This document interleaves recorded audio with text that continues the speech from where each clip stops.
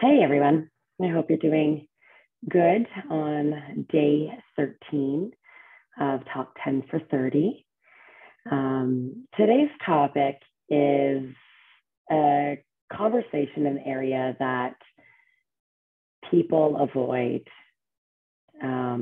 This is probably one of the biggest avoidance of my clients, friends, family, people that I know, myself, and um, even professionals, therapists, counselors in their role are hesitant to engage in this topic with their clients or patients, and because it's uncomfortable. And it's the one thing though that when we do look at it, we bring it up. We understand how it affects us today in absolutely every element of our life. When we look at it and we release it, it changes your life. It really does, and that's our trauma. That's the shadows that are deep inside. These are the experiences that we've had growing up, and again, continue to, many of us do bring our stories, our core beliefs, our perceptions, our values, talk about boundaries. We bring that into our 20s, 30s, 40s, 50s, and up. And unless we look at what our shadows are, unless we bring it up in a way that we can hold it accountable for its place in today, you will continue to repeat the patterns of contrast. You will continue to bring in the same partners with the same challenges. You will continue to cope in the way that you have been coping, whether that's avoiding, whether that's anger, whether that's what are those lower vibes. And this is a tough one because, number one, you have to look at your own shit. You are the one that have to sit to say, you know what, I respond in this way, and it doesn't benefit me. It doesn't benefit my relationships.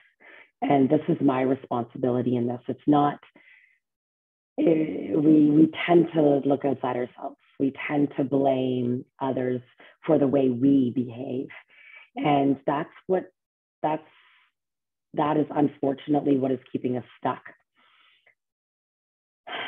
The trauma, the abuse, the experiences that we've been through, when we're able to bring them up, even objectively, and say to that trauma, say to that shadow work, I see you, and I see how this experience has come into today, and I understand that this experience, this trauma,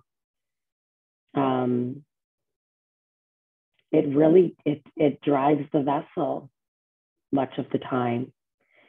And many counselors, many therapists, they bring up the trauma, and they continue to bring up the trauma, and they continue to talk about the trauma. And what happens is, bringing up the trauma and that awareness, putting yourself back into that scenario is absolutely important. However, if we're continuing to bring it up, if we are continuing to hold those resentments, if we're continuing to hold space for this trauma in our conversations and in our thought loop, we continue to be an energetic match to that. And really the piece that I feel is missing in a lot of the work here with trauma is what are the methods to release it, all right? And I do a very big part of this in my signature program with Revival. And it's really releasing for that freedom. And it's not easy, but again, I have the tough talks. And if we are not releasing this trauma, a lot of people don't want to talk about it. Even the kids, that intergenerational trauma, if you've had trauma, you know, growing up, sometimes your kids want to hear about it or talk about it, and you just, many of us avoid those conversations. And what happens is we bring the patterns into today, and then our kids learn the patterns. You can see, I see this constantly as this intergenerational trauma that the grandmother, the great grandmother, the grandma, the mom, the daughter, now the child is growing up in these environments with very much the same experiences. And that has a lot to do with this trauma. We have a difficult time, you know, in our interpersonal skills, in our conversations. The minute somebody gives us some criticism or feedback, it will bring up your shit. And this is a great opportunity to look at your wound. But then what are we doing with it?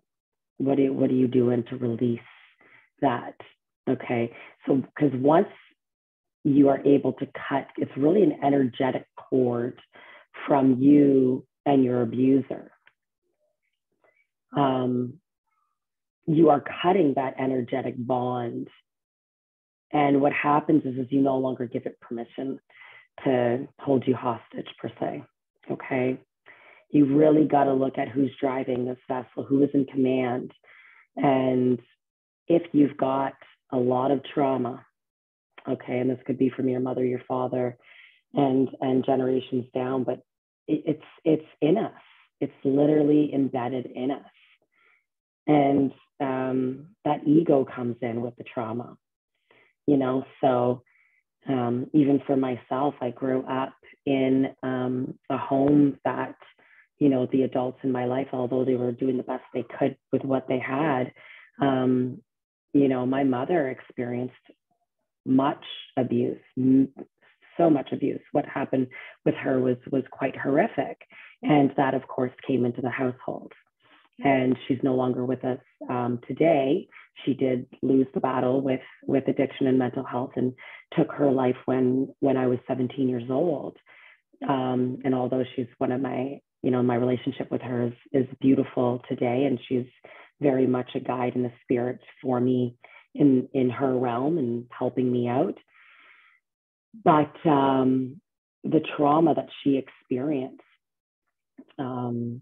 it was too much, and she didn't know how to release that. Okay.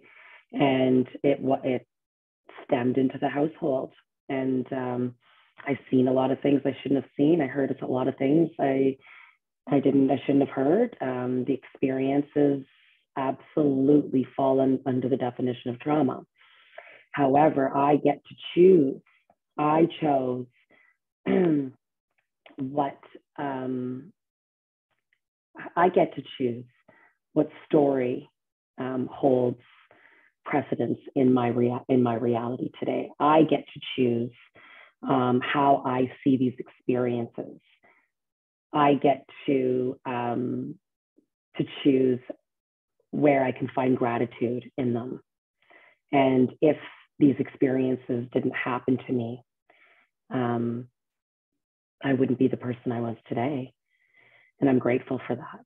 But what is your relationship with these wounds? When I do speak about the trauma that I've experienced growing up and the abandonment and much of that, it's very much a teacher to me. And I do not, forgiveness was a big part of that, but I don't let it control my life today. And that's a choice that I made quite a while ago. And I'm in and out. Of course, I've got my days that I look back and say, holy shit, like that was pretty heavy stuff. and I save space for it. But I get to choose how those experiences, what place they have in my day to day.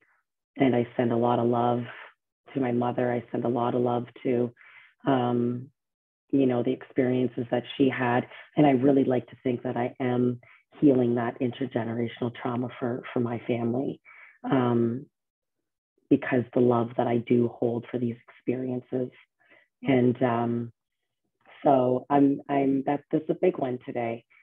But I very much go through a lot of this in the programming on the methods. How are we releasing it? And then what are we doing going forward? When I do have a challenge or some contrast with relationship or just contrast in general, I'm not blaming it on my childhood. It's not what I'm doing because I'm responsible for these experiences today. So we got to watch who we're blaming here.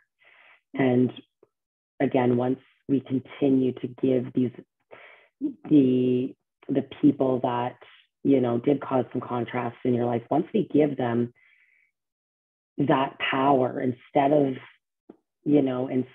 some potential, compassion, even though some of the things you're thinking like, oh, how do I give compassion in that regards? But what happens is you're ultimately giving compassion to yourself.